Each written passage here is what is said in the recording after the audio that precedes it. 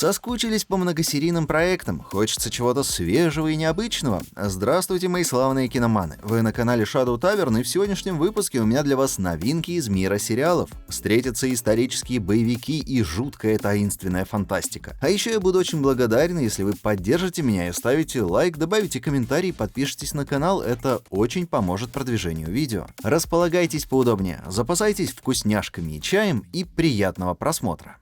Викинги Вальхалла. Сиквел Викингов пополнил ряды Netflix Originals. Действие нового сериала происходит более чем через столетие после событий основного. В нем рассказывается о Лейфе Эриксоне, Фрейдис Эриксдоттер и Харальде Хардреде. Три воина с разным прошлым и убеждениями, которые объединяются вместе в путешествии через океаны и поля сражений. И все это, естественно, на фоне конфликта между викингами и английскими королевскими особами. На мой взгляд, сериал пытается во всем повторить оригинал, но забывает об одной важной детали – проработанных персонажах. Лично мне эти показались несколько поверхностными, и ни к кому я особо не проникся. Ни к воителям, ни к морякам, ни к темнокожей королеве Каттегата. Кто-нибудь объясните мне, зачем она вообще здесь есть. Диалоги порой невыносимо предсказуемы, а сюжет — это драма ради драмы. Но не буду лукавить, точно такие же эмоции у меня были при просмотре «Викингов» уже с 3-го сезона. Поэтому, если вам нравятся боевики в историческом сеттинге и оригинальный сериал вам зашел, то приятного просмотра. В конце концов, рейтинг у сериала целых 7,1 балла. А это не такое уж и частое явление для спин-оффа, а многие зрители в обзорах отдельно подчеркивают качество и стоимость съемки и визуальных эффектов. Извне. Каждый год выходит несколько научно-фантастических сериалов с необычной концепцией, которые часто говорят про оригинальность своих идей и предрекают проекту славу следующего Lost. И на этот раз на экранах действительно появилось интригующее телешоу, новый научно-фантастический хоррор «Извне» от братьев Руссо. Действие происходит в таинственном американском городке, который находится где-то. Никто не знает, где это место точно расположено. Люди попадают в него со всей страны, а главная загвоздка в том, что город не позволяет никому, кто в него попадет, выйти. И этого необъяснимого факта для создания экзистенциального ужаса сценаристам оказалось недостаточно. В окружающих город лесах обитают кошмарные кровожадные твари, похожие на людей. С наступлением темноты они выходят на охоту и растерзают любого, кто не сумеет надежно спрятаться. На данный момент вышло 8 эпизодов из 10. Полностью сезон завершится через 1,5 недели, и лично я жду каждую серию. Сериал очень сильно ограничен локациями и сценарием, из города невозможно выбраться, но пока что его создателям удается держать темп и интригу. Естественно, в таких условиях приходится растягивать повествование, прибегая к флешбэкам и рассказывая о предыстории персонажей, что в целом не сильно затянуто, бывает намного хуже. И, конечно же, главная угроза сериала — монстры. Таинственные, загадочные и вправду жуткие. В общем, если вам, как и мне, нравятся романы Кинга, Лост и мистические детективы, то «Извне» вам точно зайдет. Миротворец. Сериал спин-офф отряда самоубийц Джеймса Ганна, в котором центральную роль занимает тот самый психопатический взгляд Джона Сины на правильный образ супергероя. Сам Ганн написал сценарий для всех эпизодов и руководит 5 из них. В центре сюжета самопровозглашенный миротворец Крис Смит. После событий фильма он достаточно окреп, чтобы сбежать из больницы на своих двоих, попасться сотрудникам Аманды Уоллер и снова приступить к новой опасной миссии. А куда деваться, и мир спасать нужно, и чип со взрывчаткой из его тела никто так и не извлек. Это первый сериал расширенной вселенной DC, в нем тот же тон, что и у фильма предшественника, тоже невероятное количество ругани, крови и черного юмора, и просто невероятные вступительные титры. При этом замечу, что в телешоу не так много отсылок на DC-вселенную. Все знают, что если на экране что-то от Marvel, то количество пасхалок на секунду экранного времени будет абсурдно велико. А здесь просто драйвовая история неудачников, от которых зависит судьба человечества. Такую супергероику мы смотрим.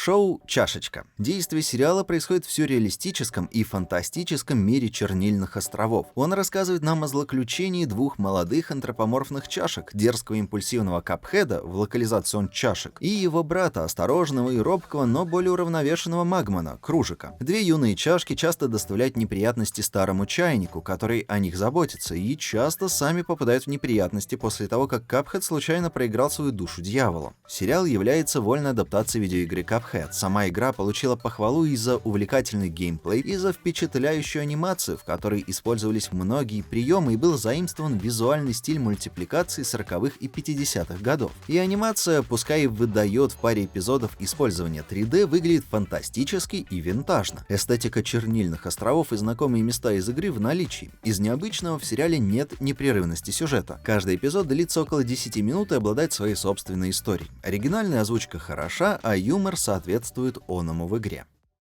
Молодой Валандер – тень убийцы. Шведский детектив Курт Валандер возвращается на экраны со вторым сезоном под названием «Тень убийцы». Он оказывается в затруднительном положении и теряет уверенность в завтрашнем дне после своего ухода из полиции. Однако, когда новый суперинтендант берет на себя руководство, появляется возможность вернуться в отдел по расследованию тяжких преступлений. Курт принимает это предложение, ему поручают, казалось бы, простое дело – наезд возле ночного клуба. Выясняется, что жертва связана с печально известным делом об убийстве, совершенном 8 лет назад, и Валандер начинает подозревать, что в этом преступлении сокрыто больше, чем кажется на первый взгляд. Если вдруг вы поклонник того самого знаменитого детективного телешоу, то скажу сразу, это скорее перезагрузка. События происходят в нашей с вами современности. Сериал английский, действие его происходит в Швеции, а снят он был в Литве. И если вы сейчас удивлены, то представьте, каково шведским зрителям. Несмотря на то, что он имеет довольно медленный темп, он содержит в себе качественный сценарий, режиссуру и актерскую игру. Опять же, в топ-100 сериалов, которые нужно посмотреть в своей жизни, он не попадет никак, а вот поклонникам детективных историй его лучше все же не пропускать. Это более чем достойный представитель жанра